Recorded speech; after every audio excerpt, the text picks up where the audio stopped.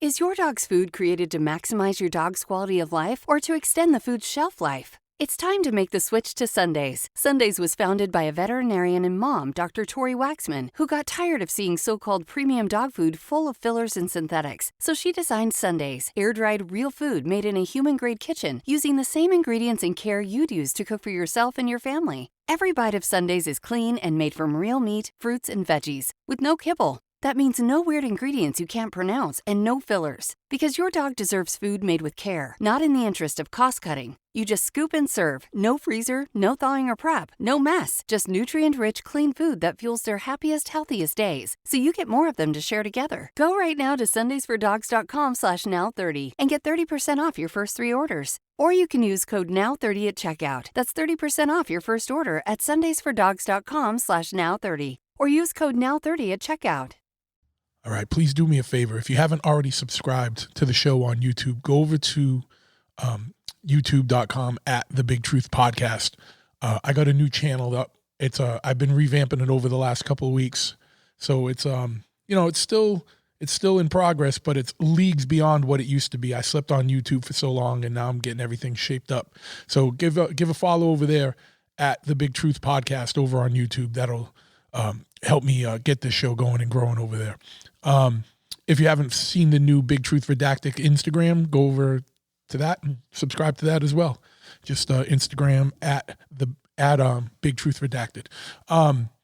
If you happen to need some artwork for whatever, for your business, your house, your garage, your tattoo shop, your work, wherever, go to tattooflashcollective.com. They got you covered. Whether you need a postcard size piece of art or a full huge poster, anything in between. Now, if you need Tattoo Flash, obviously these dudes got you super covered, super on lock. But they have books. They have all kinds of artwork and books and art related things, all designed by tattoo artists from around the world, top tier artists. And it's a collective. So the profits are split, like, you know what I mean? Like, these artists are getting paid. They're not getting ripped off. It's not some corporate stuff. It's, ground up by tattoo artists, for tattoo artists, and for the world, anyone who appreciates art. So check them out, tattooflashcollective.com. If you use the promo code BigTruth at checkout, you get 10% off your order. If you are a Patreon subscriber, you get even more off your order. And if you want to find out what that code is, join Patreon, patreon.com/bigtruth. That's another way for you to support the show.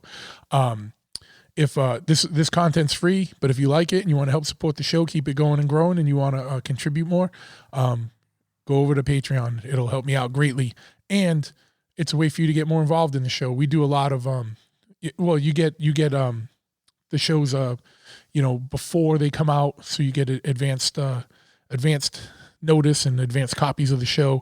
There's giveaways there, exclusive just to Patreon subscribers, exclusive content, and all kinds of things. And it's a way for you to chime in, and there's a good community there, good group of people. All my aces are on the Patreon. So check it out, patreon.com/bigtruth. If you are into motorcycles or punk rock or hardcore choppers or weird stuff, then you probably like my motorcycle shop. Even if you don't ride bikes, check it out, choppahead.com, CHOPPAHEAD. If you're not local, right? Just go to the website. You can get swag there. You can get motorcycle parts, apparel, all kinds of stuff, but shop swag, t-shirts, hoodies, blah, blah, blah. Now, if you are local, we're a full brick and mortar motorcycle shop. That means you come here. This isn't a warehouse. We're not shipping. We're not like Amazon affiliates, some stuff like that. You come in and we're a full old school motorcycle shop. We got a showroom and a parts counter in the front, an area with like riding gear and apparel. And then in the back, it's a full service shop. So whether you need an oil change or a full custom bike built, we got you. Whatever you need. Any year Harley we work on. We got a 41 back there and we got a 2024 back there right now that we're doing stuff too. So check it out, choppahead.com. For more information on the podcast, just go to bigtruthpodcast.com. And also, if you want some show swag, go to bigtruthpodcast.com/shop or hit the shop link at the top of the page there. And we got some cool designs up there, and it's a merch company I'm working with, so they can print it on all kinds of stuff. So you want a t-shirt, hoodie, tank top, pillowcase, wild stuff. So check that out, bigtruthpodcast.com. So my guest today is my man Christian, who I've been working with for a few months now on a health journey. Right. This one's going to be geared to the new year, new me people, or just people that are interested in knowing the real deal with health and getting through the conspiracies and the bull of some of the stuff that involved in our medical system, and cutting through that and getting to the heart of the matter.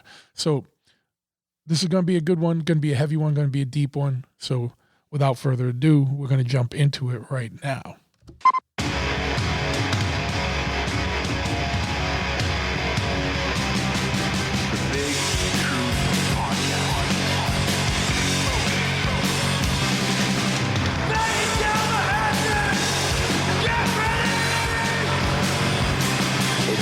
Sequence start. 6, 5, 4, 3, 2,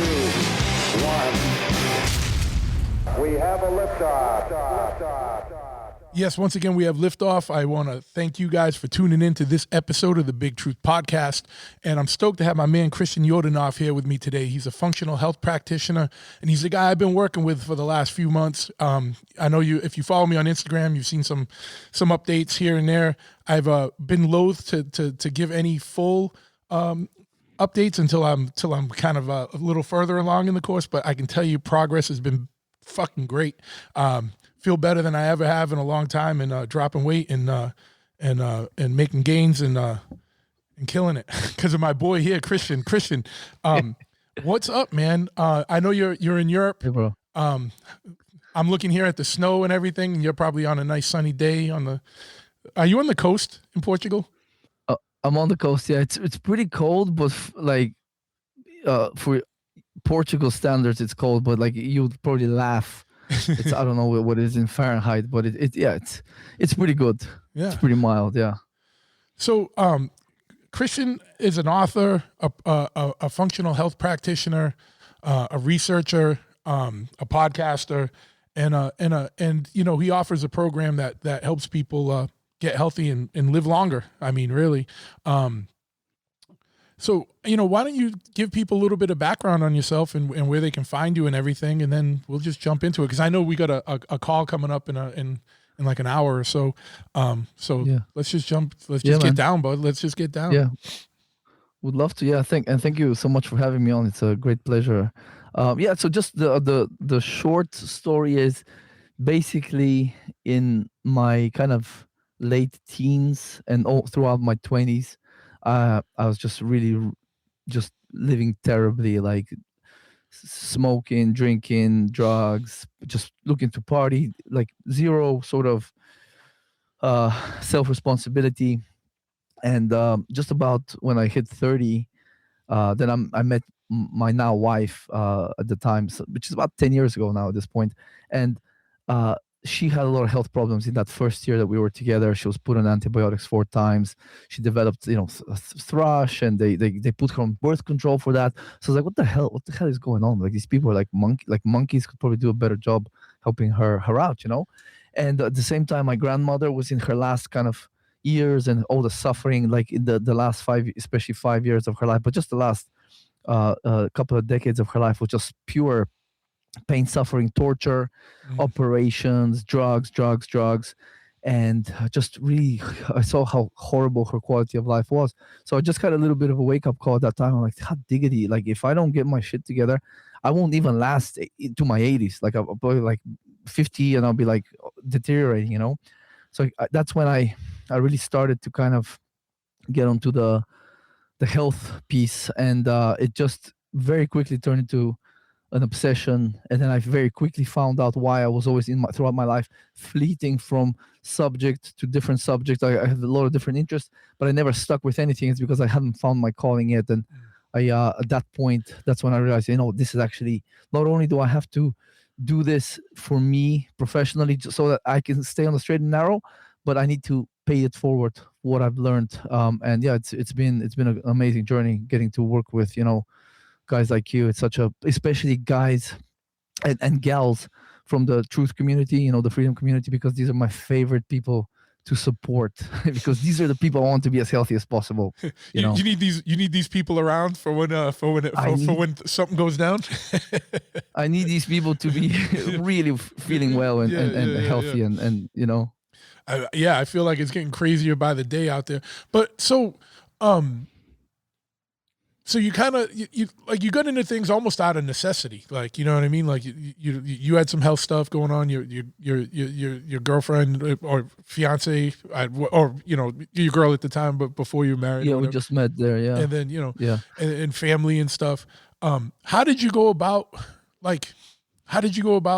You know, so many people are just caught in the grind of like, you go to your primary care and you know, and then they just refer you to a specialist and you get on meds and you do this. Like, how did you break out of that cycle, and like, where did you start looking for information, or how did you get into like, and I might be jumping around here. Then like, how did you go from doing your own research to getting into like becoming a full functional health, you know, practitioner and coach, you know, or mentor, or whatever word you want to say, or teacher, you know? Yeah. So the first thing I did, of course, as I'm sure most most of the listeners would do, is like I started listening to podcasts. You know, Yeah. I had just discovered podcasting at the time, and the unfortunate thing there is the big dogs that many of us, you know, you're either you're mainstream or your next avenue is the alternative mainstream, which is still, in hindsight, now that I know what I know, it's still pretty it's pretty bad. I have to say, you know, just so I started listening to like biohacking podcasts, and at the time it was already all the rage was keto and fasting. Yeah. And autophagy was kind of the big buzzword. They had just kind of that was 2018. So back in 2016, they had actually awarded the Nobel Prize to some Japanese researcher that had kind of elucidated some of these autophagy sort of mechanisms in the cells. And so yeah, that's how I started listening. Like, and man, when I get into something like this, is like and my wife kind of realized that when I get into something, it's intense too. Like I was like literally 10-12 hours a day podcasts, and of course books and all sorts of stuff. And so I started taking supplements galore, dude. I was taking like supplements because I was always like into supplements back when I was back in my 20s. I would train, go to the gym, Thai boxing. I did like a personal training qualification back in like almost 20 years ago. So I was always like taking supplements. I was like, I love pills, dude. I like, you know, whether it's ecstasies and kind of little powders and stuff, or it's like supplements. It was just another way for me to kind of throw stuff into my body, you know. And then as I started doing that, then I started doing lab testing on myself, and I got deeper and deeper into it. That's when I discovered some kind of guys like Paul Chek, functional diagnostic nutrition. So that's when I kind of like, well, hell, I love courses. Even though I was like living pretty rough, I always like enjoyed like reading and kind of educating myself and doing courses. So I was like started doing these courses, and that's kind of how it started happening. And as my wife's health improved, as my health improved, that's when I kind of realized, you know, this could turn into something. Then I remember back in 2019, that's when I kind of finished my functional diagnostic nutrition course, where they taught us how to use lab testing in a clinical setting. And when the day I graduated, the day I kind of did my final exam, I remember I immediately got those guys to order a stool test for my mother, who had been suffering with IBS for about 13 years up to that point. So from 2017 to about 2019. And I already knew, I kind of had a feeling what she has. You know, I thought she had H. pylori, you know, Helicobacter pylori. And we did that test, and I was correct in my sort of, you know, assumption. And I helped her basically in a few months. She started like, it was rough. It was hard because, you know, she was, you know, in her like almost 60, but she got to the point. So first she would like writhe. She would eat some food and she'd like writhe in pain, holding her stomach, or she'd have headaches pretty much after every single meal. You know, that's kind of the stage she was in. It was horrific. 8 months later, when COVID hit in March 2020, she basically could eat raw garlic without any, you know, discomfort. So that's where we got her. And kind of that was like one of the sort of the first instances where I helped someone other than myself. And during that time, I was also writing my book on autism, which I published in March 2020. And I started working more with families, with kids on the spectrum. Then I started helping the moms because they needed more help than the kids in many cases. And that's gradually how it and now here we are. Yeah. So yeah, and it's crazy, man, because I see it. I don't know if it's because I follow you, and I get stuff every day now for like functional health, like trainings and this and that. And I feel like it's something that's emerging, which can also be dangerous, because if people get into it and they're not as obsessed with it as you, then it could, I don't know if, there's different levels of quality of people, you know what I mean? Like, you, like you said, you get obsessed with stuff and you're like putting 10, 12 hours in a day of reading and absorbing material. Never mind just your coursework, just like outside of that. And you mentioned Paul Chek. That dude's a beast. Paul Chek is a beast. Like I used to, I followed him before I knew about you. But for people that might not kind of understand, let's dial it back, because like for some people this is going to be the first time they've heard of like functional medicine or functional health. Why don't we just talk a little bit about what that is and what it compromises and how it differs from what the care you might get just going to a regular primary care? Because what I'll say is, when I started training with you, like literally you spent more time with me in the first 2 weeks we knew each other than the last 15 years of dealing with like my primary cares. Like they give you like 15 minutes and it's in and out, ba-bang, ba-bang. Unless there's like a big issue, like you go so in depth and so deep, and with the testing and all that stuff. So why don't we just kind of give like a rundown on what this is and how it might differ from, the care people are used to getting, and what the benefits of everything is. Yeah, I mean, if you want to call that care, even. Oh, yeah, exactly. I sometimes I want to call it not health care, but a disease don't care, basically, because it's unbelievable. Yeah. It's actually more just pharmaceutical dependency management, you know what I mean? Let's keep you on this stuff for as long as we can. Make sure the dose is right. Add more stuff. And it's like, okay, and let's give you some more side effects so we can give you some more stuff to deal with those side effects. It's exactly. I keep in mind, like, so. Oh, go ahead.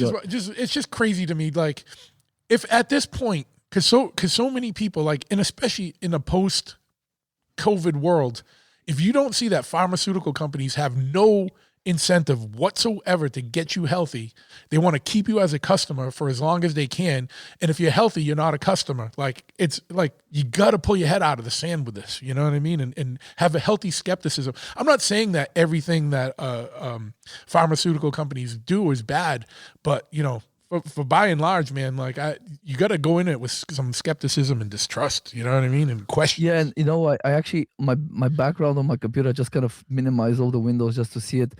It's called the Healing Web. This is like very interesting sort of with the connections between, on the left side is all the allopathic treat the symptoms, all the natural sort of therapies, many of which, are like poo-pooed or suppressed. But there was a great quote kind of near on the left side, on the allopathic side, it says, the nature of capitalism creates a fundamental predicament for Western doctors. A patient cured is a customer lost.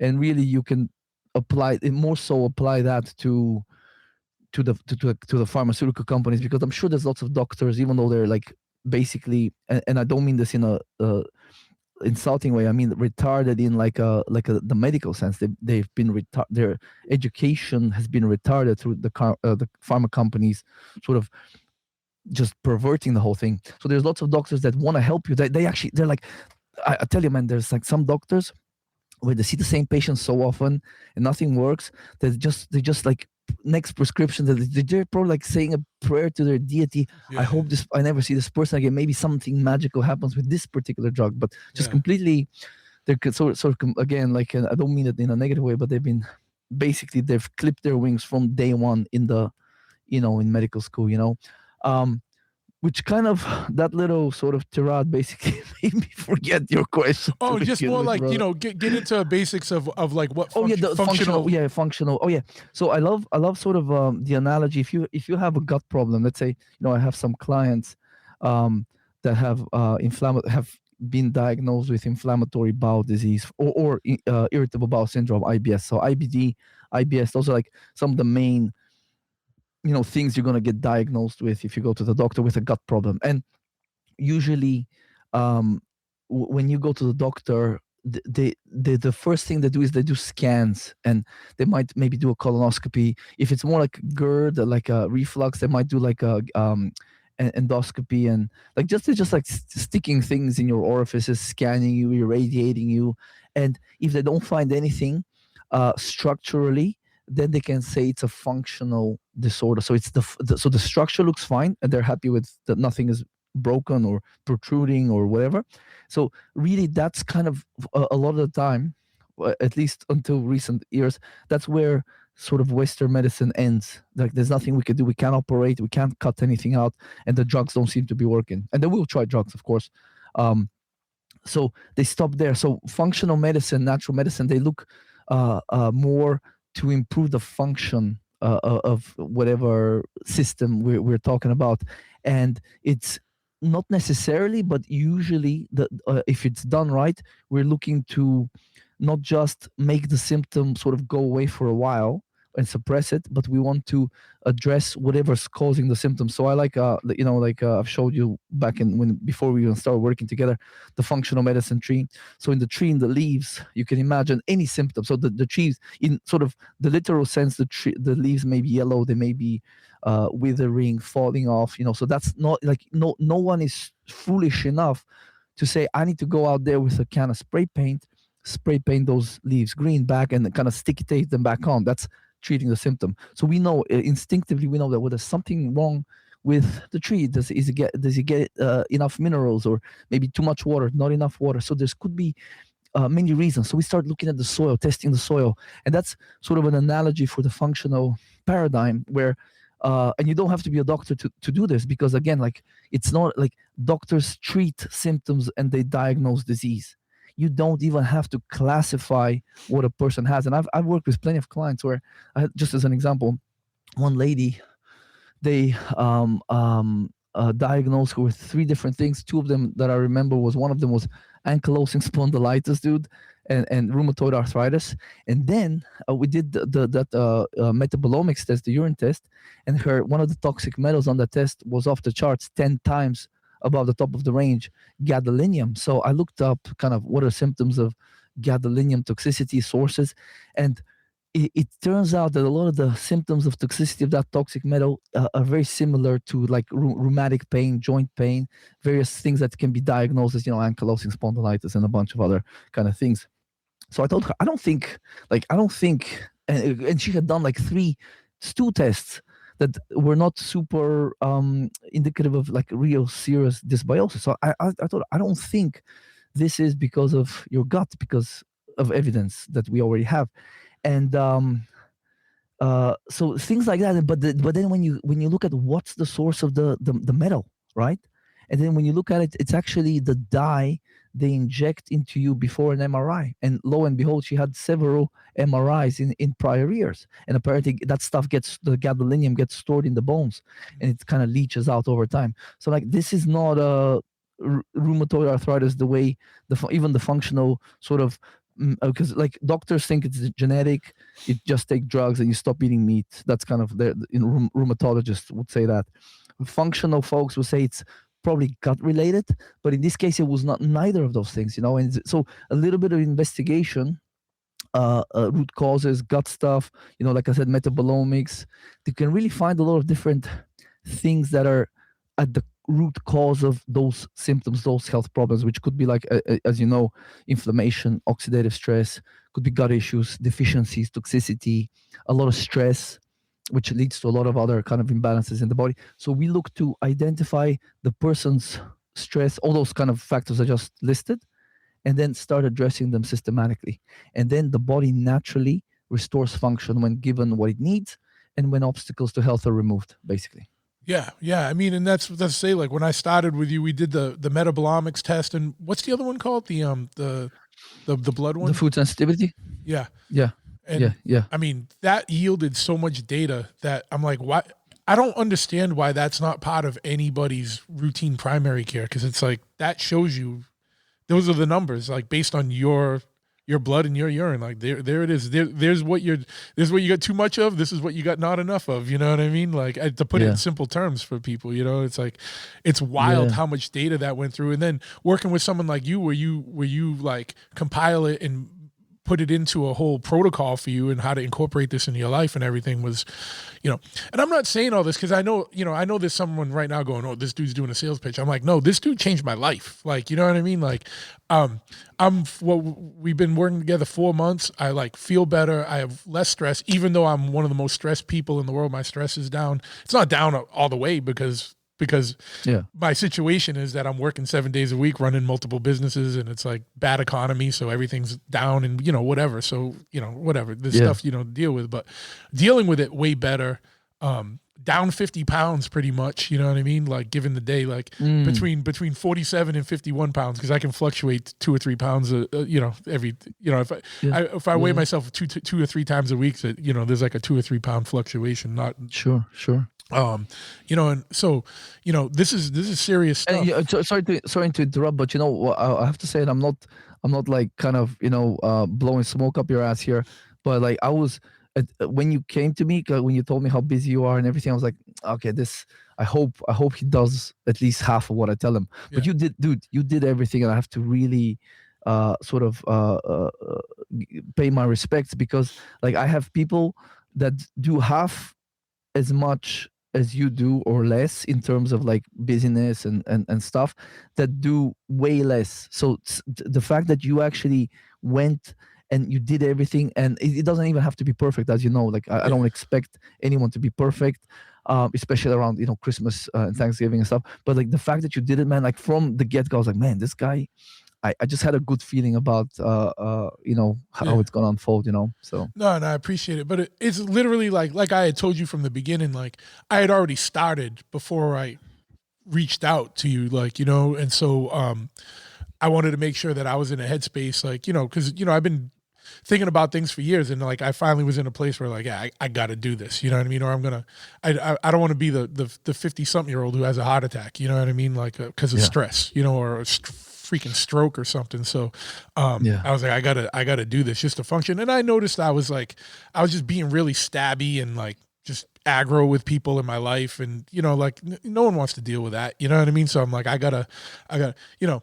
And, you know, not to say I'm like Mr. Sunshine, you know, nowadays, but you know what I mean? I'm definitely a lot better, you know what I mean? I'm not there. It's still a goal, but like just the changes right off the rip, even the simple things, like, because my shoulder stuff, man, that Magnoil changed my life, dude. Like there's days where I don't even feel shoulder pain at all. I still don't have all the mobility that I need, but I know, you know, I got to do a little more, PT type stuff with that, or mobility stuff, which I do. I don't do heavy shoulder stuff at the gym anymore. I do more like, you know, more mobility stuff. But like everything I learned, like, it's just like, it's helped me so much that like people got to know about this stuff. Like, cause if it helps me, it works for anybody, cause it's common sense stuff and it's not hard. You know what I mean? Like, because what I liked about dealing with you too. And, you know, we're still I'm still dealing with it. It was just like, there's so much out there. We're in a world right now where we're so inundated with information, and we're inundated with misinformation. We're inundated with just like wacky like programs, like, you know, and you know, and like you said, like, you know, keto and fasting, like, were the things, you know, that were big when you first. They're still big, you know what I mean, and still they're bigger, bigger. And everything you've said has been like pretty much. It's more than common sense, but like it's like almost just getting back to basic stuff, man. Like, you know, like here, this is what you don't need. And this is, unfortunately, what you don't need makes up about 70% of the food supply. Like just go basic, man, you know, like, and I don't know. I don't know. I'm getting off on a little weird tangent here too, but yeah, man. So, to get back into it, man, like, why don't you, you know, kind of, what are some of the biggest things that, you know, we're in January, right? And January is always the new year, new me. I've noticed a bunch of new faces at the gym. I don't see it the first week. I see it like the second, third week of January it starts. So we've been planning this podcast for a while, but this was a strategic placement of when it comes out, because there's a lot of people in the new year, new me crowd, which is fine, you know, cool. Yeah. Anytime you want to make a change for the better is a good time to make a change. But like, why don't I don't know, like what are some of the main misconceptions people have about health, and like what are some of the main things people can do? Like obviously going to the gym is just one component. I've been going to the gym for years, man, for years and years, and until I got diet dialed in, or I'm not going to say it's 100% dialed in, but more dialed in, that's when I started noticing the big things, plus the supplementation that the supplementation that you put me on. I'm just going to show you. This is my old man. Love it. My breakfast, lunch, and dinner supplements. And I loved how you reframed it for me, because I was like, dude, I feel like such an old man with this. And you're like, no, it's called biohacking. And I was like, all right, cool. All the biohacker CEOs are doing that. But I bought one of those, man, and in the end, some years later, I threw it out because I could never fit all my days or even my meals, pills in there. So this is useless.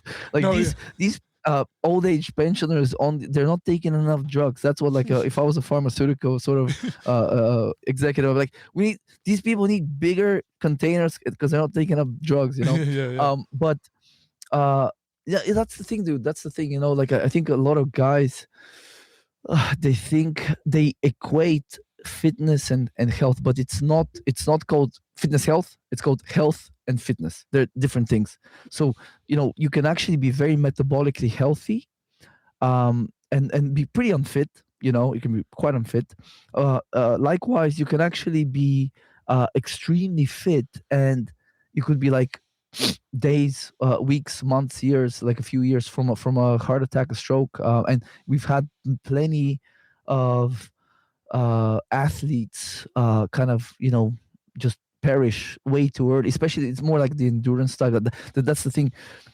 Endurance exercise, things like, especially like a lot of running, like marathon type running, that's probably one of the worst things you can do to your body, but even if it's just like gym stuff, I think just because of someone is going to the gym does not mean that they're actually healthy. You could be like jacked, and you can be pretty damn swole and strong and actually feel pretty good, but that doesn't mean that metabolically things are okay, because like the thing is, like, by the time you notice let's say by the time your tree's leaves are yellow, that didn't happen just now. Whatever caused that problem, it could have happened, it could have started happening days, weeks, months. And with humans, when you have a symptom occur that you feel that you can kind of go and get diagnosed by the doctor was having a disease, that sometimes literally it's been decades in the making. So for example, stroke, atherosclerosis, cancer, these are, in some cases at least, it's decades in the making, and it's at least years, and with many, if not most symptoms, it's at least weeks to months something has been going on. So we always have to, like, and you said it well, it's really, diet is the number one thing, but also we have to supplement in the modern world, because for many reasons that, of course, we could discuss that for like hours, why supplementation is important. But if you can dial in those two things, so really that helps a lot, because when you improve diet, I think what people just kind of forget is how deep and nuanced this whole thing is. So when you improve diet, well, what are you doing? Well, yes, you are giving your body more nutrition, which means it can do more things. If you had deficiencies, you're addressing those deficiencies. But at the same time, when you improve the diet, you're actually adding less poison. So, pesticides, herbicides, chemicals, emulsifiers. I mean, just like literally, there's like at least 2,500 chemicals that are kind of have been okayed to be used in the food supply, at least that we know about, that have been kind of classified, generally regarded as safe and whatnot. So you're adding less poison. Well, what does that mean? Well, if you add less poison, like pesticides and kind of stuff like that, and metals and whatnot, well, that means that less of the other nutrition that you've added has to be diverted to deal with the poisons and the toxins. So that means more is left over for repair and regeneration. So I think that a lot of people, they really underestimate what truly cleaning up the diet means. And by that, I mean not just going organic, grass-fed, but I think, as you know, I think a lot of people, it's a part of our conditioning is, since I was a little kid, dude, I'm sure you're probably similar, and most of the listeners, since we were little kids, what did we, when we were eating with our folks at the table, what did they say? You gotta eat your vegetables. You gotta get, that's where the nutrition is. And that's the biggest load of horse shit ever, dude. Mm. Like, because when you think about it, sometimes like I just want to kind of pull it back to the bare essentials. Like, what are we? We are, eternal consciousness, all that good stuff. But like at the physical level, what are we? Well, we're physical. We're mammals. We're warm-blooded. We're made of these tissues, whatever. So, what's the purpose of eating beyond the more esoteric sort of getting energy and whatever? The purpose of eating food is to sort of break it down, digest it, absorb it, and then assimilate it into the body. So when you think about it, what's the most compatible with a human mammal that's 98.6 whatever degrees Fahrenheit? Is it maybe another mammal? Is it animal products that kind of were designed, like let's say milk was designed to help an animal grow? Or is it fibrous plant cells, cellulose, tissue, fiber, things that are indigestible to the body, that were designed to optimize a plant and its metabolism and life? So when you kind of think about it, it's probably the former, not the latter. And that is where we've been brainwashed by the science. Just the whole that word phytonutrients is in and of itself is a scam, because a lot of what's in the plants, so phyto means plant, nutrient, obviously everybody knows nutrient means something that's required for life, not chemical. Is a chemical. It can be required for life, but might not be. It could be harmful. So when they mislabel phytochemicals as phytonutrients, they are subtly brainwashing us that I need those nutrients in my body. But when you think about it, most of in that, like again, just look at a tomato or I don't know, cucumber. Most of what's in there is going to be water. It's going to be fibrous, cellulose stuff that you can digest. And then there will be, depending on the plant, there will be some things that are compatible that we can extract. So certain minerals, potassium, vitamin C, various B vitamins, so on. Some amino acids, protein, fats, etc. But that's still not optimal. It's like, you have a specific machine that designed to run on X fuel, and sort of components and parts, and then you try to crowbar other things that you've kind of picked up from over the years. That's kind of the way I kind of see it. It doesn't make sense, and so many of us are brainwashed on this. So if you can get over that, not only does a lot of guilt go away around, I didn't eat enough vegetables today, I'm a bad person. I used to buy broccoli and spinach and all this nonsense, and it would just rot in the fridge, and it would throw it out. And I was like, oh my God, I'm wasting so much money on this organic shit. It's like $3 for 3 ounces of this nonsense. You could buy like steak for that kind of money. And I would feel guilty. And then when I realized that there should be no guilt around not eating your vegetables and whatever, you're saving money that can be spent on better food, and a lot of this sort of guilt around it goes away. So that'll be like one tip now for folks listening. You don't need to eat more vegetables this year. That shouldn't be your resolution. I absolve you of any guilt around shitty ass vegetables. The vegetarian contingent is gonna have some blowback on that. Bro. So come at me. So like you started to say, like so in your research and background, like what is best for the human body, like, you know what I mean? Like what is it that we need? And I know it could be different for everybody based on, genetics or, sensitivities or things like that, or, the stuff we've encountered in tests, like what some might have too much of or not enough of, it's the things like that. But in general, what are the things people should be focusing on, like, getting in? I mean, like, honestly, man, like a lot of it is just the opposite of what we hear in the mainstream, So in the mainstream, they say, reduce red meat, ideally eliminate it, focus more on fish. I'd say the opposite is correct. I would rather clients eat more red meat. And I had one guy, CEO, very kind of busy, wealthy, all that stuff, and his doctor had gotten him off. He used to hunt and everything. He's back hunting now, but he used to hunt. The doctor got him off hunting, and he was eating just a different type of fish every day. I was like, that's terrible advice. And on top of that, taking omega-3s and kind of doing other kind of nonsense that was harmful. So really, they're telling us less saturated fats. But also, if you look at Harvard Medical Press, the American Heart Association, and I think the World Health Organization, like big bodies like that, they tell you to eat less saturated fat and like no more than 10% of your calories, but actually they're very happy telling you that you should get 5 to 10% of your calories as omega-6, like from oils and nuts and seeds. So that's another thing that's like a huge sort of horrific sort of basically designed to make people develop disease a lot faster recommendation. So I would say I would actually increase my saturated fat from good high quality sources, very important, and I would reduce as much as possible sources of omega-6 fats. And as you know, Josh, like I actually personally, I don't eat any nuts. Well, I mean, here and there, like if I'm having like, if we're out and maybe like have cake or something or dessert, or my burger bun might have like seeds or nuts on it, whatever. Like I'm not like militant about it, but as a daily staple, like I think nuts and seeds.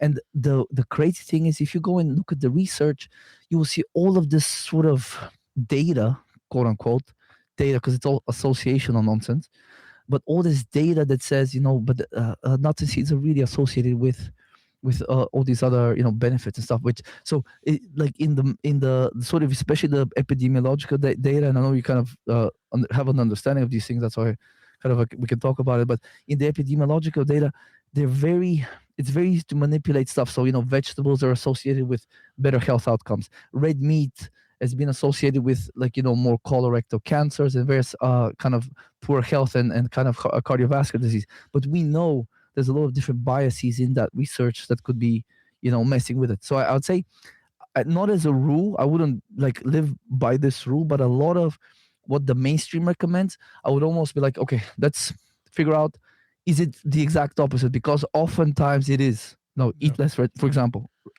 And the other one, I'm sorry to kind of harp on here, but this one might blow your mind. But I think, dude, the whole thing around sugar is yet another psyop, man.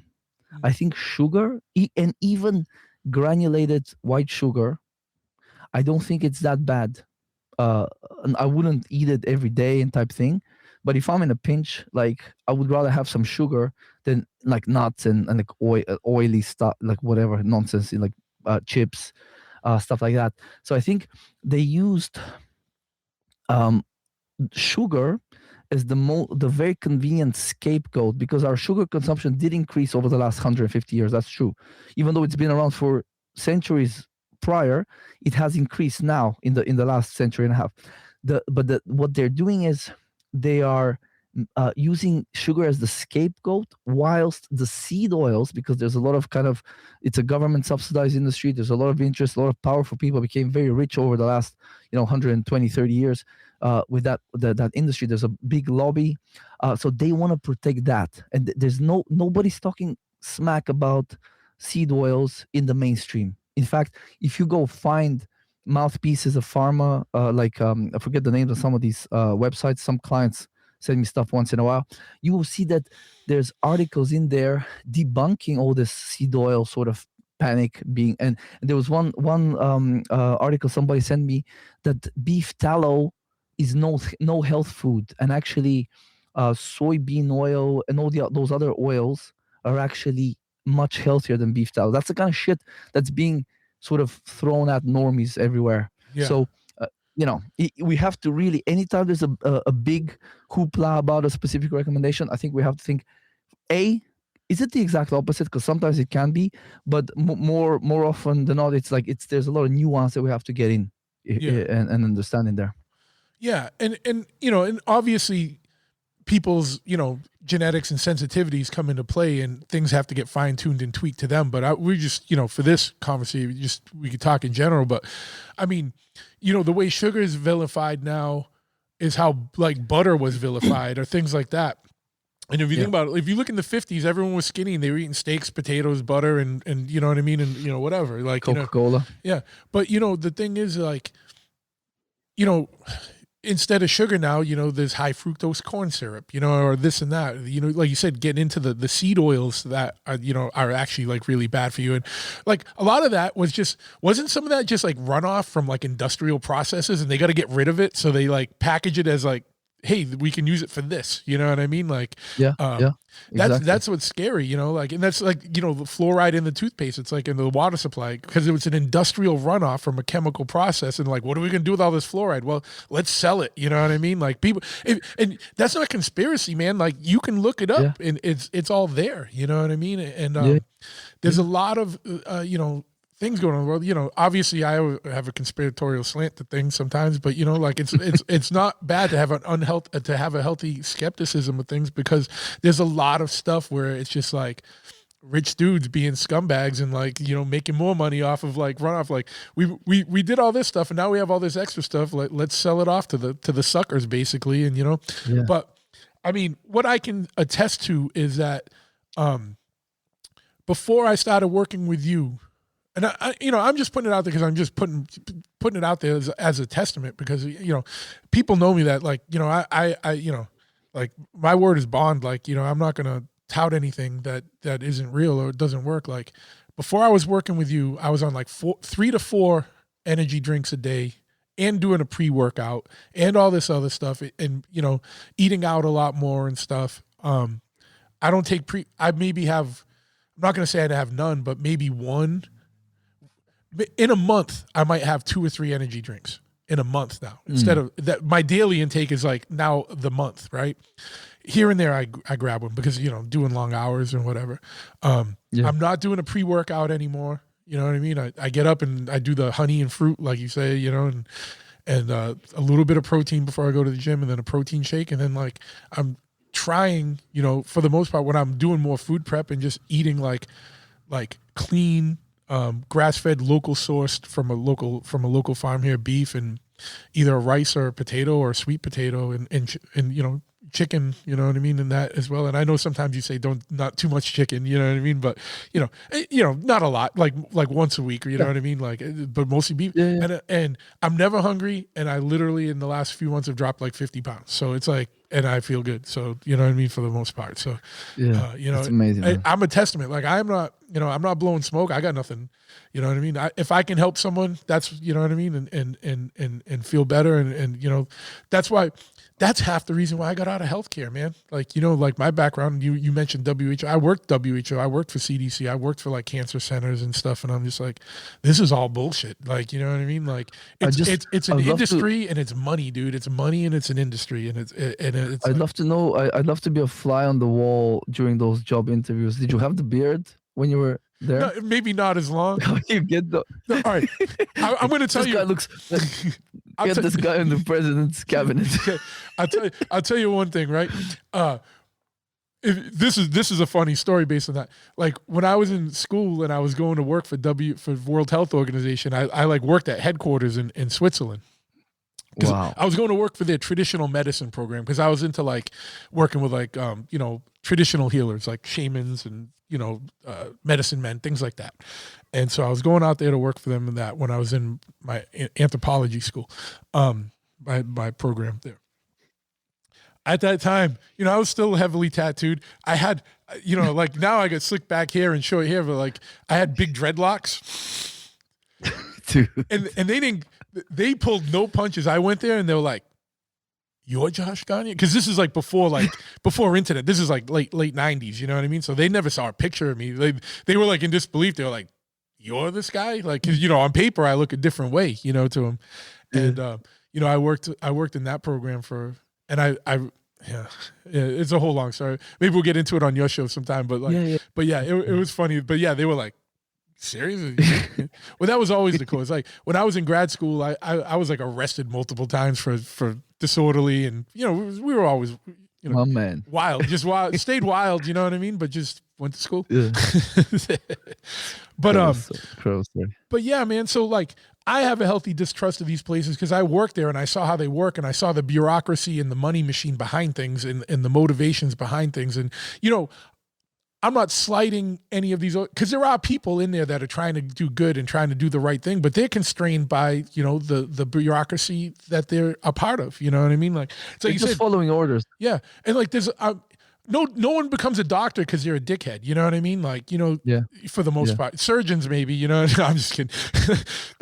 Surgeons have God complex. No, and I'm just playing. Anyway, I don't think there's many surgeons listening to this show, but I've worked with a bunch, and no, they're good. They have that's a different breed of doctor. But like, no one's getting into primary care because they don't want to help people. But I feel like, and we can, though I don't even want to get into the whole conspiracy about the Rockefellers and, how all this ties into medical education and blah, blah, blah. Yeah. But people can start to look at that. There's some hints for you. There's some breadcrumbs you can start you use to Google. But when you look at it, like, there was no better line in the sand than, what we just went through in the 2020 to 2025. Like, not 25, but I mean, yeah, it's still going on now. Like, like, they were just following orders, and there was some good doctors that were speaking out and like, hey, we really got to do more research, or we got to think about this different.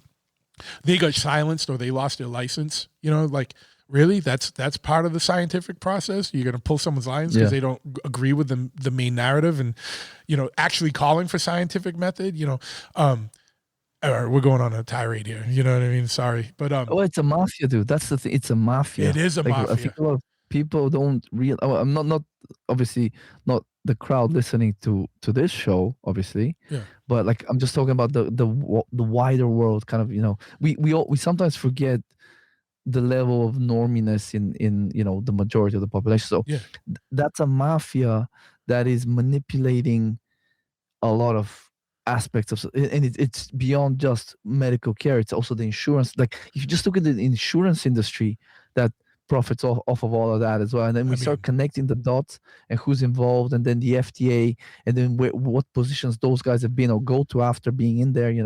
So it's a bit. I think the most important thing is, we have to, and this is what my talk will be at an Acapulco next month, is like, we have to, like, the way many of us kind of go on these rabbit holes and researching various kind of things around conspiracies and whatever tickles your fancy, moon landing, whatever. We have to have a similar sort of, at least in my view, I'm not saying we have to enforce it or anything, but like, if we want to survive and thrive in the modern world, we have to really take a little bit of self-responsibility and not abdicate that to. It doesn't, like, even myself, like, I have some clients that they're like, most people that come to me are very easy to work with, but like, I have people still that want the rationale. Why is this recommendation that I'm making? Why are carbs okay? Why is low carb bad? And I'm happy to provide evidence and kind of rationale and logic, because like, if you can learn for yourself what works, what doesn't work, how to evaluate certain kind of recommendations and interventions, then you're never kind of left hoping that whoever is helping you or giving you information or holding your hand has good intentions for you, which you might get lucky. But as we saw in recent times, like, if you just kind of abdicate that responsibility to your doctor, practitioner, politician, whatever, a lot of the time we're like lemmings being let off, off the cliff type thing. Yeah. And, it's like the system's a big clusterfuck. You know what I mean? Like, when you start getting deep in the research, you see the insurance companies are pulling a lot of the strings on the medical groups, and then you look and you find the same companies own the insurance companies and they own the medical facilities, and it's like, all right, so we're just working in concert here, you know what I mean? Like, to maximize profit and whatever. Or when you see things like, pediatricians have incentives to give a certain amount of vaccines, and I'm not pro, I'm not anti-vaccines. Like, I'm like, let's use common sense. Like, when I was a kid, you got a few, like, and people are coming down on RFK because he just brought the schedule down from like 80 to 18, and I'm like, yeah. It gets out of control when they have things like vaccines, like they want to vaccinate your child with Hep B vaccine. It's like, is your kid fucking going out and having unprected sex and doing party drugs like your 6-month-old? I don't think so. I hope not. Like, you know what I mean? They can go out there and live on their own. Yeah. So like, why would you need to give a kid a Hep B? Now, obviously there's certain ones that are good, and then there's certain ones that are just, they're just there to make money. And that's always it. Just, you got to follow it. You got to question it and follow the money. That's why, you got to get second opinions on things. You know, Yeah. it's crazy. You got to be an advocate for yourself, because no one's going to advocate for you. You know, like Yeah, man. and you take control of your own health and take control of everything. So, you know, we've been, you know, with diet, you know, what are some basic guidelines, because there's so many myths about, like, you know, you need to you know, fast, or you need to do low carb, or like you got to do this or that, or like avoid, like you said, avoid meat. Like I've cut out pretty much seed oil as much as I can. Like I use beef tallow at my house, you know what I mean, when I'm making a steak or whatever. I use cast iron pan. I'm not trying to use anything like any non-stick or any. You just go back to basics. That's how easy it is. But what's like the balance, you think? Because I know you said like a certain amount of how much protein versus how much fat versus how much carbs. Because what you say is very common sense, but that goes against the grain of what, you know, I think is what being told in the world today. And Yeah. I don't I think think people know. the big one of the so and I'm gonna talk like I said to you, I'm speaking at an Acapulco next month, and Yeah. I'm thinking about how to frame this to the conspiracy minded listener Was it in audience.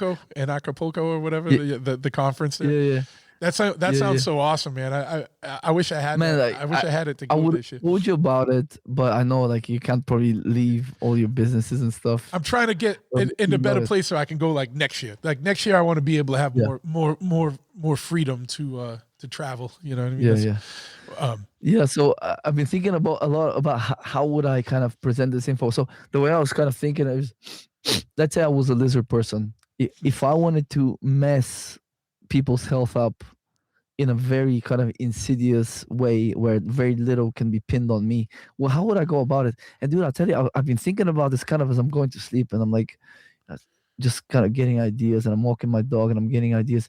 And to be honest with you, man, I wouldn't change too much of what is already happening. For example, let's say, you know, kids are kind of, you know, coming up in their teens or early 20s, super impressionable. What would I do? Well, of course, you have to give the illusion of choice to people. So I'm going to manipulate especially the girls, you know, like a more sort of these more sensitive types that, you know, we're killing the animals and torturing them. So it's really like you just need the vitamins, minerals, everything, the protein. It's all the same in the plants. In fact, evolution, you know, gonna, of course, because everybody believes in evolution out there, you know, evolutionarily, we all lived at the equator. We all came from Africa, and we only had, you know, fruits and vegetables to eat all our, you know, millions of years. So that crowd, I would like help them make the choice to go plant-based largely, or full vegan if they're extra sort of, you know, determined. On the other hand, I'm gonna appeal to the guys in various ways. Like, you know, the male ego is a lot more easy to kind of manipulate. That, you know, macho isms like, oh, dude, we're hyper carnivores. All you gotta do is meat. We just ate meat for 2 million years. You know, Homo habilis or whatever, just ate meat. Even though, again, that's another religious belief that we have only, you know, evolutionary biology, which is based on like, dude, like just some bunch of God knows think tanks decided this is how it happened. We have no idea what was going on in the world even 300 years ago. You know, I don't know if you ever like talked to folks about on the show about Tartarian, the mud floods. Like, we have no idea, dude. Not yet. And the I fact mean, that that's coming. yeah. So, you know, we have like I just yesterday I saw there's some I think on the Easter Islands there was some kind of architectural sort of artifact. The way they were putting the blocks together, there was like a middle block joining them. There was the exact same in Egypt. So it's like we have no freaking idea what the hell's going on, or especially about our, you know, distant history. But anyway, it's another very sort of a great way to get guys to just do more keto because it's ancestrally consistent, and carnivore. So in both of those extremes, you would fuck your health up on a long enough timeline, and you have the illusion of choice here. If I could further mess you up, I would say I would get fasting into your head, dude. I would have everybody fast, whether it's for spiritual, religious purposes or to upregulate autophagy to improve your health and longevity, based on what? On rat studies. On rat studies, dude. With zero human evidence that fasting actually makes you healthier or that will make you live longer. There's zero evidence. In fact, kind of researching this for my next book, in a bit more depth, one of the biggest sort of fasting, actually a few of the biggest fasting proponents have sort of not circled back, but they've done a kind of a little bit of a 180 on the fasting. Walter Longo, I just saw a clip of him a few days ago. I kind of saved. I'm gonna probably put them into a YouTube sort of little mini documentary or whatever. He used to talk about like fasting is this incredible thing, you regenerate your organs. Now he's like, they asked him, what do you think is the best intermittent fasting period? He's like, I think, about 12 hours is good. More of that, it would be stressful. Like, dude, like 12 hours is not even fasting. That's how most people eat, from 8 to 8, that type of thing. So, but anyway, I would get people to fast because that is a very, very insidious way to mess somebody's health up. And the thing about it is, especially with the longer fasts, you will actually get benefits in the interim, especially if the food supply, knowing how the food supply is and how bad many people's diet is. If you actually start taking breaks from the terrible diet, you actually will feel better from the inflammatory things in the diet. If your gut is messed up from stress and glyphosate, fasting paradoxically will actually give you a little bit of reprieve from that immune system dysregulation, the gut dysfunction. If you have endotoxin producing bacteria that have overgrown, a lot of that endotoxin production stops when you don't eat, because they need substrates to grow, divide, and multiply. Yeah. So you actually will give people sort of benefits, initial kind of symptom lowering, symptom improving benefits, but over time they just basically will degenerate their body and worsen their metabolism, and pretty much the body will eat itself. The bones, the joints, the skin, all the collagen in there will get used to make ketones, to make glucose. So that's another thing I would caution folks. If you're fasting, think about it. Could you get those same benefits without fasting? Because really, the fasting benefits are, like I mentioned, you eat less. First of all, if your diet is very crappy, you take a break from the crappy diet. If your diet is very plant heavy, that could be another thing driving gut problems, endotoxin production, and immune system dysregulation. So taking a break from a plant heavy diet will also give you ostensibly benefits. But then the other thing is the spiritual benefits. Well, dude, of course, fasting will bring you closer to God, to your creator, because you're slowly dying. It's like having a near-death experience in slow motion. You just take some DMT, bro, and get to the same place. Yeah, dude, just smoke some bufo or take some shrooms, and you don't have to like degenerate yourself to connect with spirit. So let me. That's good. I'm not trying to cut you off here, but I'm just trying to I want to see if I got this right, because fasting is a big thing and you still hear about it a lot. So fasting in the end is bad for you because it's degenerative to your body, but people think it's good because in the short term you do feel some effects, but it's not because of the fasting, it's because you're not putting garbage in your system. So that's exactly it. And like the thing about it is, here's and you understand this. So think about it like this, right? Let's say you have people that fast, be it intermittent fasting or prolonged fasting, doesn't matter. Let's say you have these people that lose weight, right? And through that weight loss, their blood sugar regulation improves, their blood pressure reduces, they snore less at night, so they breathe more easily, so they sleep better. Their partner doesn't hate their guts as much because they don't snore as much. They might feel more confident with the weight loss. That could lead to a sort of virtuous cycle of then, I did all this fasting, I might as well eat better. Then you eat better, then it becomes a habit. So there's a lot of beneficial things happen. But the thing is, if you look at the research, a lot of fasting research is actually confounded by the weight loss. The weight loss is a confounding variable, because if the weight loss creates those benefits that the fasting group got, that means that we can get those benefits via other ways, eating better, more movement, maybe some calorie kind of lower calorie days to kind of create a bit of a deficit. There's a lot of ways. The cocaine diet, that's a great one. You meet a lot of cool people, hang out at parties. So there's a lot of different ways you can get the weight loss. So if the weight loss is driving the improvements, why do something that is degenerating your body, stressing the bejesus out of you?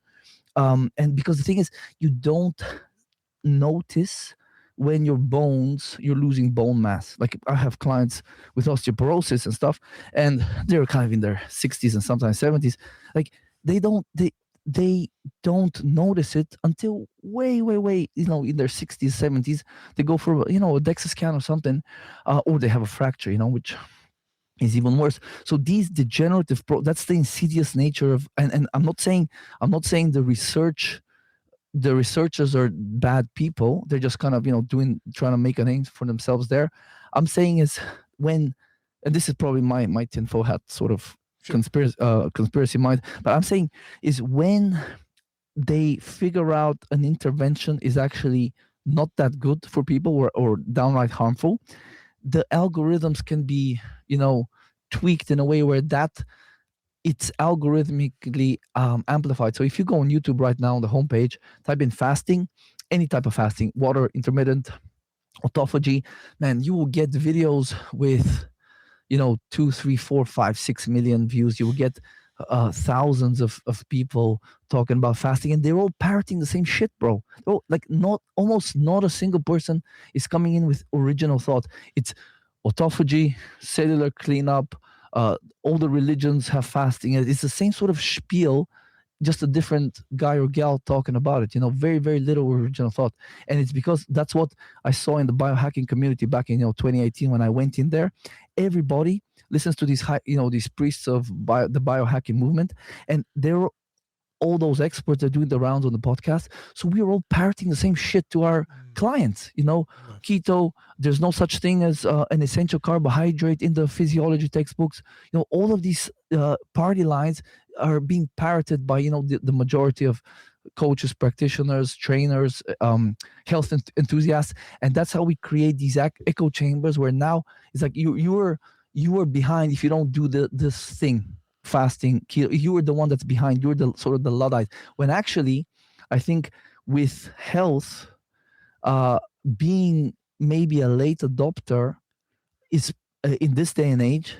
I think actually it might be a good idea to actually be a little bit more of a late adopter, rather, because for just as another example, the resveratrol. I don't know if you ever heard of the supplement, but basically it's like it's a phytoestrogen, dude. And I did an experiment after I found out that it actually, some people reported it messes with their hormones. So I had a 500 milligram resveratrol with whatever other nonsense in it product. So I started taking that every other day or every third sort of night. I'll just take it once. And what I noticed within like maybe 10 days is that on the days when I would take resveratrol, the next day I would not have morning wood. I was like, this was quite a while ago now, but I would not have morning wood the next day. And if I skipped it for a day or two, it went back to normal. So I'm like, yeah, okay, it makes sense. It makes sense. The resveratrol is all the rage. It's all about activating the sirtuins, blah, blah. And then the anecdotal reports of it kind of messing with people's hormonal stuff coming out was like a bit of a wake-up call. That's yet another thing that I think it got. And the guy, not to like throw shade on the guy or anything, but that the guy is like a Harvard PhD. Yeah. And I just don't trust, like, to be honest. My initial stance on a lot of it now is don't trust, first verify, and then let's see how the biohackers do with it over the next few years, and maybe then we can kind of consider adding it and experimenting with it. And then once I've experimented with it, then I don't just recommend things to clients. I usually, if to recommend a supplement, I usually have to take it for at least like months to sometimes even more before I actually can confidently recommend it to people. I think it's important to have that sort of sense of responsibility, because it's so easy just to parrot lines you heard from Dave Asprey, Ben Greenfield, and whatnot, and or kind of these big doctors are doing their podcast rounds. It's so easy to parrot that stuff, but a lot of them are circling back. Big names in the that were kind of talking about fasting, 8-10 years ago. Yeah. Completely stop fasting. Completely. So a question is, I was listening to something just the other day, and they were talking a lot about fasting and like doing like kind of like extreme fastings, like no water, no food, and like at Yeah. a certain point, it starts cleaning up. You talking about cellular cleanup, and it'll attack cancer cells, and then 7 days in or 5 days in, you're gonna release millions of Stem cells. stem cells and all that. Like, what's your response to that? And because I'm sure there's going to be pushback, because Yeah. obviously these things, and I'm not putting all this out to challenge anybody, but like Yeah. people adopt these things and take it in like gospel. So like Yeah. how what do you like? What's really going on there? So You know what I mean? so just I'll tell you, man. Like, I was gonna do my next book was gonna be How to Actually Live Longer, Volume 2. That's kind of, I was planning to do it, but Oh, and by since the way, around I this, got this here. This is Christian's book. Go pick that up on Amazon. This is it's got good information in it. Yeah. It's like how to actually live Yeah, longer. So appreciate it. he's talking about part 2. Yeah. Appreciate it, brother. But yeah, so I was gonna do volume 2. I've been kind of meaning to do it for like quite a while now, and I have the research ready. It's just about like just getting stuck in for a few months. But anyway, I just the fasting thing is it just keeps coming up. I don't know why. And I had a chapter in the previous book about it, but like I started like digging deeper into the research since kind of early December, and now I'm kind of back into it in the new year. And man, I tell you, like, the crazy thing with the fasting research is it's just so underwhelming. It's so bad, dude. It's so bad. I don't understand. Like, I mean, I understand why they're pushing it. They want to push this research because it's an interesting topic, but like all the research so far that comes out, unless you're just looking at a very sort of conventional medicine retarded way of improving cardiometabolic markers. That's kind of the always, not always, but a lot of time it's just the goal.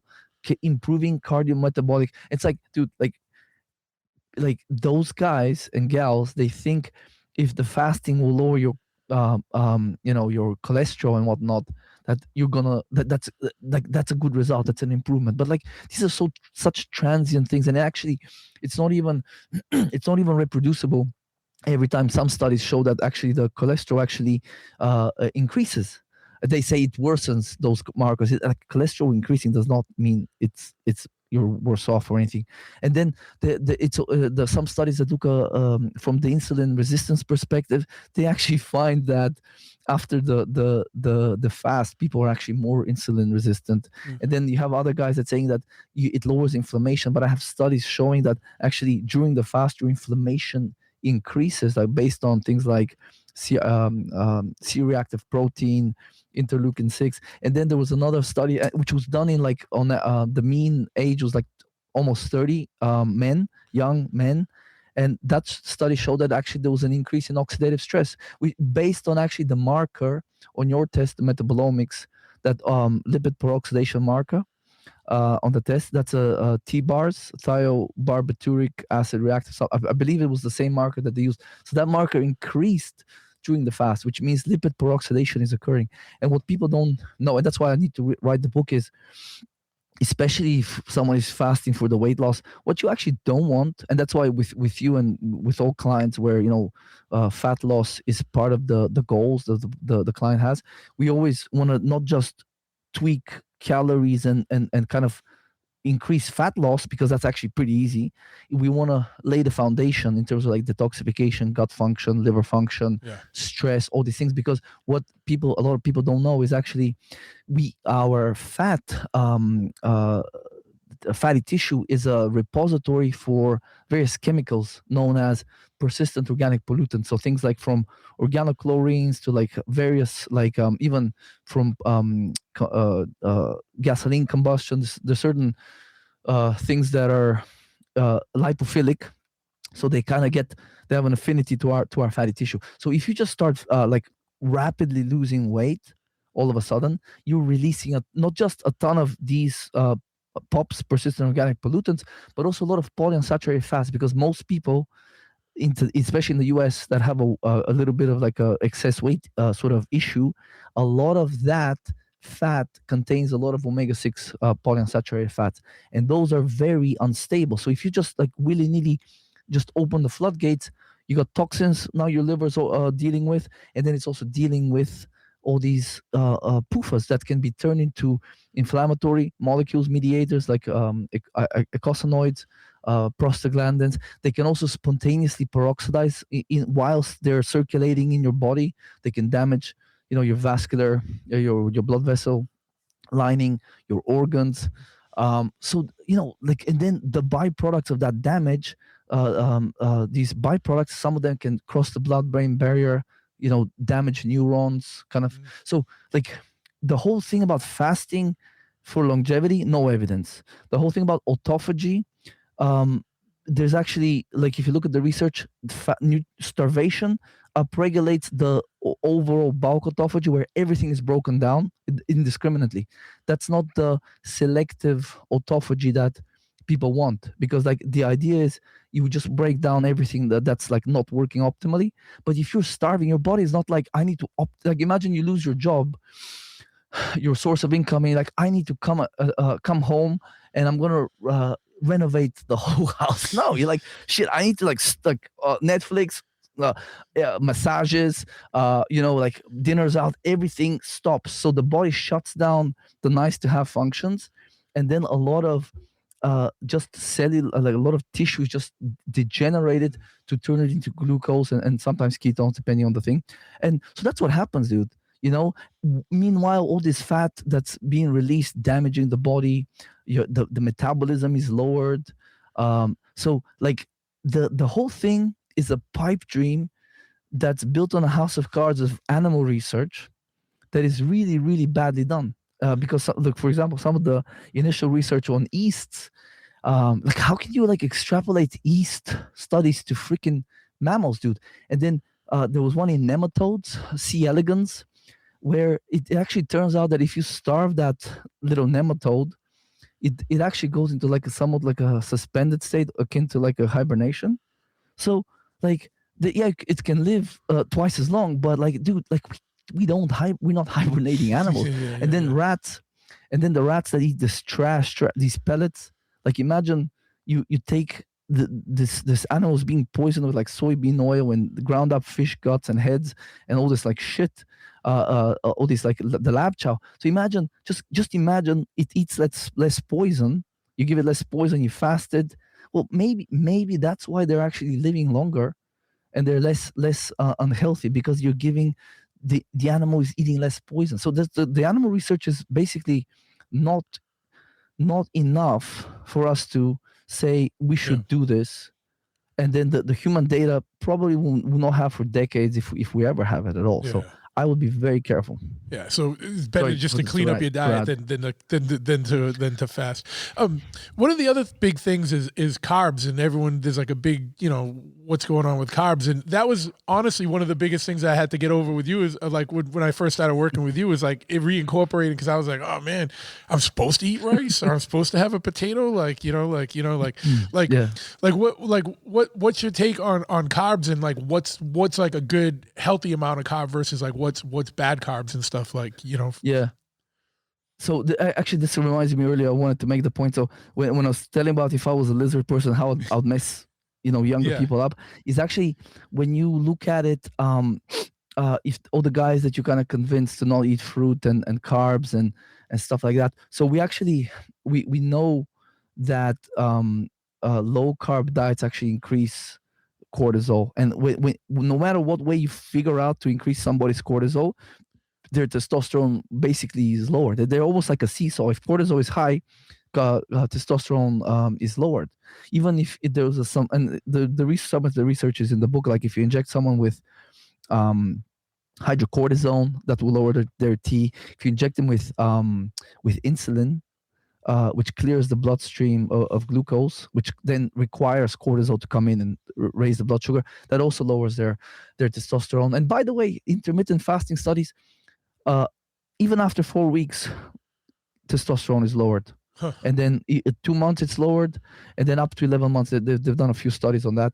So in all those cases, and in some cases like 20-25% reduction after 8 weeks, in young healthy men, no less. Young, college, sort of broke college kids do a lot of these studies. Yeah. I was there. I used to give blood twice a week. I would give plasma. Yeah. You gotta do what you gotta do. Yeah, absolutely. But yeah, so the other thing, so if I can get a bunch of 20-something guys to start doing keto carnivore, like and brainwash them that fructose is a poison like alcohol. Well, the sperm apparently, this is kind of recently, I figured, I learned this. The sperm use fructose for motility, and like a lot of the cells in the testes, they actually use glucose, the Leydig cells, and so we actually like in many senses it seems like eating a lot of fructose and like fruit and things like honey and stuff, it's almost like a signal it's summertime, there's abundance, it's okay now to produce, because you have you eat excess from what just your base needs, so the body's like, it's actually okay to have a libido, want to go and bang some cave chicks and procreate here. Things are safe, times are good, times is not tough. So it's like, if you remove carbohydrates from a person and you think about it, so the brain needs maybe 120 grams a day of glucose. The red blood cells need 30 grams. The kidneys need some. And there's a lot of other, like the cells in the eyes. And I have clients that have done keto, low carb for a while, that their eyesight deteriorates, So the body, if you remove a lot of this carbohydrate source, the body will produce some. It will kind of like reduce some processes that are nice to have. So the brain will get its share, the nervous system will get its share, but just like it down regulates a lot of kind of nice to have things. Like, so that's kind of the rationale why, even though you can produce glucose in the body, it's not a sufficient. It just and some of the keto people will say there's no, like, glucose is non-essential, but what they don't probably understand is glucose, it's nutritionally non-essential, but it doesn't mean it's physiologically non-essential, which means, yeah, you can produce it if you have to, but if you don't have it, you're dead. It's similar with water, dude. Actually, you can make water from fat, metabolic water in the body. So technically water is nutritionally non-essential, but we know that, if you get sufficiently dehydrated, you're screwed, you're dead. So that's the thing, and especially this is especially bad because at least if you go straight all the way into ketosis, and now when you're producing ketones, a good portion of sort of what the brain was going to use glucose wise can be satisfied by ketones, but you never, like, no matter how deep into ketosis you get. Whether that's through fasting, starvation, or the diet, no matter how deep in ketosis you will always be producing glucose. Something like, I think like 70%, 60-70% is the maximum that ketones can provide. So you're always like doing that. You're always degenerating something. Or at best, you're turning the protein that you eat from the diet, the keto diet, into glucose, But that's a very bad deal, because 100 grams of protein is roughly going to get turned into 50 grams of glucose. And to get 100 grams of protein from meat, you have to eat probably, I don't know, at least like maybe 3/4 of a pound of steak, so it's a lot of wasted high quality protein. So there's so many problems with this long term. Now, short term, especially if you're young and healthy, short term, it's fine to mess around, experiment with things. But we're talking about, like you're, in your 50s, like people that come to me, sometimes they're older, 60s, and sometimes 70s. We have to do what's optimal for the human for a lifetime, not just like what's the current fad, Atkins, keto, whatever, low fat. We have to do what's right, something you can do on a daily basis that's easy enough to do, that will support your health for the next 50 years, not until Thanksgiving came and I got off keto and then I ballooned, all that weight came right back on in 3 months. Like that shit, when you're our age, 40 plus, like, you don't have time for this nonsense. You just need to find something that works, keep stress low in terms of like your cortisol and stuff like that, and then just get used to that, and then it gets a lot easier, and then just kind of go and live your life. Because we, like most people, we don't have time to like spend 12 hours a day figuring out what is optimal and lab testing like all the time. And you just need to figure out, here's the system, this works, do this. This will support you. This will get you 80-90% of the way there, and then the rest, supplements can help with that, and then you have a little bit of leeway. Then not everybody, like, and just to answer your question, what carbs are good, what carbs are bad, really anything that's like a fruit, honey, like that kind of source, maple syrup, I think, white rice that has no fiber or very little fiber, potatoes, these are all fine. And really the shitty carbs is just anything that people actually consider carbs, which is pizza,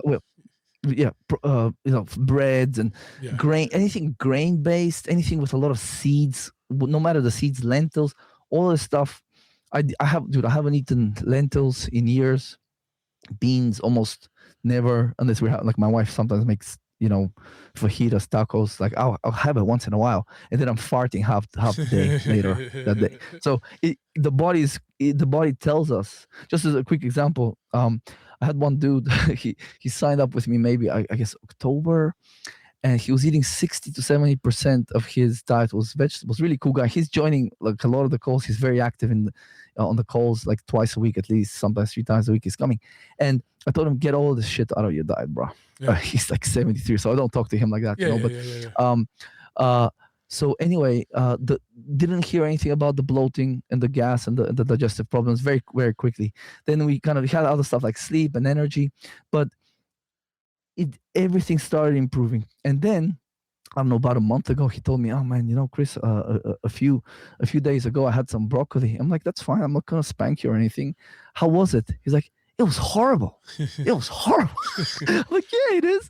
Yeah, it is. Because imagine we have brainwashed ourselves to like raw spinach and broccoli. Is that you just have to eat. Honestly, if your grandmother had access to it, like great grandmother, if she had access to it, it's probably okay. Yeah. It's probably okay. So honey, fruits. I know they had bread and they had like things that were kind of processed, and they had like white sugar. But again, like we've lived with grains, if we believe all this history, for like 10,000 years, 12,000 years. So people did not have all these health problems, and sugar's been around for like hundreds of years. So these health problems really started when the oils and all these chemicals in the food supply entered in the last 120, 30 years. So it's even like having some bread from a non-glyphosate sort of organic source once in a while should be okay. If everything else is dialed in, you should be okay with some bread and some sugar and wine and whatever. Like we still want to live, but if you got to get those 90-95% right, and then the last 5% you do whatever you want. If you like a little bit of shots of Jägermeister and lines of Coke off a dirty toilet seat at the local bar on a Saturday night, you do you. That's what I always tell people. That's gonna be the quote, bud. That's gonna be the quote that's gonna be the thing that goes viral out of the hook. How to live longer and how to live. I don't know. But on that note, man, this has been a great episode. I'm looking at the time and being cognizant. I know you got a 1 o'clock call here, so let's wrap it up. Where can people find you? And if they want to learn more, or I know you have like a like people can sign up and spend a little get a little coaching call from you and get a little time with you and stuff. Like, where can people find you? And obviously your book's on Amazon, but if they want to get in touch with you directly or are interested in working with you or seeing if they'll even be a good fit, how can they reach out? Yeah, appreciate it. Again, I had a lot of fun with you, brother. So just the folks can go to livelongerformula.com. They have a free kind of masterclass there. Get on my mailing list. You can shoot me an email anytime. There's a way to book a free call with me if you need the help. Otherwise, the book is on Amazon. Type my name in to your podcast player and my podcast will come up, and there's some good info there. And we're gonna have you on the podcast maybe in sometime in February. So I think folks might want to tune in for that. Absolutely. And we had talked about too maybe doing like an affiliate program. So if you are interested in working with Christian, we'll at some point we're gonna unveil a promo code where you can get a little bit of and like to do that. Like I'll give you the link, but like if folks just mention your name or the podcast, I'll look after them. So absolutely know that you'll be looked after. Yeah, and I'm gonna have everything in the show notes. So if you're driving right now, you don't have to pull over and write things down. Everything will be in the show notes and linked up, so you can get in touch with Christian. He's a wealth of knowledge, and like I said, I'm in the program, and I waited to have him on till I knew this was like, I knew it was legit right off the rip, just by the approach. But like, it's absolutely worked for me, and it literally was a little overwhelming at first, right? Because there's a lot coming at you, and it challenges a lot of the beliefs and a lot of the programming that's been instilled. You did a lot of labs as well. Yeah. At the same time as well. You got to do the labs, and then the answers are right there, man. They're right in front of you, and it's lab work. It's like this lab work. I don't know why. Well, I do know why, but this should be, every one of your primaries should be doing this stuff. Like, you know what I mean? If they were really concerned with your health, and I'm not saying that they're not, but you know what I mean? If the health system was really concerned with you being healthy, they'd focus more on prevention and doing this type of lab work rather than just dealing with symptoms after the fact. And it's that simple, so true. man. But dude, I appreciate it. I am going to talk to you soon, and I gotta go to the studio and record vocals, so I'm not gonna be able to jump on the Good call luck. today. Yeah. But I'm gonna be back on the calls, man. And like I know I was pretty heavy on them, and then like I've been out the last couple, but I've still been doing it, man. Like I said, these changes are just ingrained now, and it's just part of life, and it becomes habit. That's it. It's habit. That's and it's easy, man. Like, I lost 50 pounds. I don't think I was hungry once in the last 3 months. You know what I mean? Like it just Yeah, and so many people eat more. Because of keto, the reason I've had to force myself. And the thing, I've had to force myself to eat some protein stuff like before bed or something. And I'm like, this is like this is what goes against what everyone's telling you. But then I'm sleeping better. You know what I mean? And exactly, dude. Exactly. It's wild, dude. And I'll tell you, like, not one person so far I've worked, well, I mean, a couple, but let's say from the last 200 people I've worked with, maybe 1%, 2-3 people maybe were eating too much. Most people actually eat very little.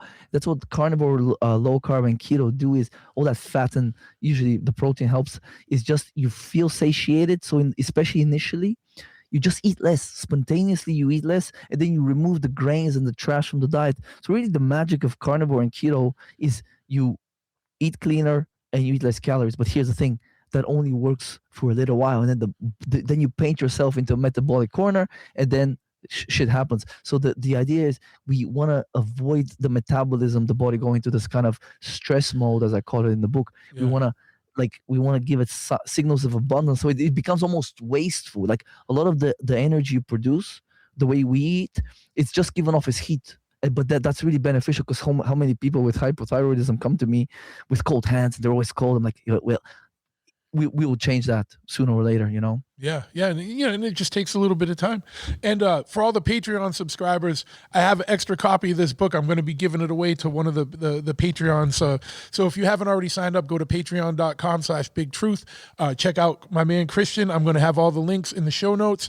And yeah, man, this was a killer episode, dude. I appreciate you coming on, and hopefully we get some people thinking about things and really ready to get healthy in 2026, man. Because this year I'm going hard in the field, dude. With like I've already straightened out. Like I'm going hard business wise, going hard health wise, and and you've been a big help with that, man. And so I appreciate it, and I can't thank you enough. All right, and that wraps it up for today. Hopefully you learned something. There's a lot more out there. Follow the links in the show notes to learn more. Make sure you subscribe to the new updated revamped YouTube channel at youtube.com/The Big Truth Podcast. And follow the Big Truth Redacted on Instagram. YouTube has both, so it's totally reset up as just the Big Truth channel. It has the podcast stuff, redacted stuff, clips, and things like that. So it's a work in progress, but it's definitely all revamped. So give it a follow. For more information on the podcast, bigtruthpodcast.com. Go to chopperhead.com for any motorcycle related stuff, and at tattooflashcollective.com if you need any artwork. That's about it. And until next time, keep it locked.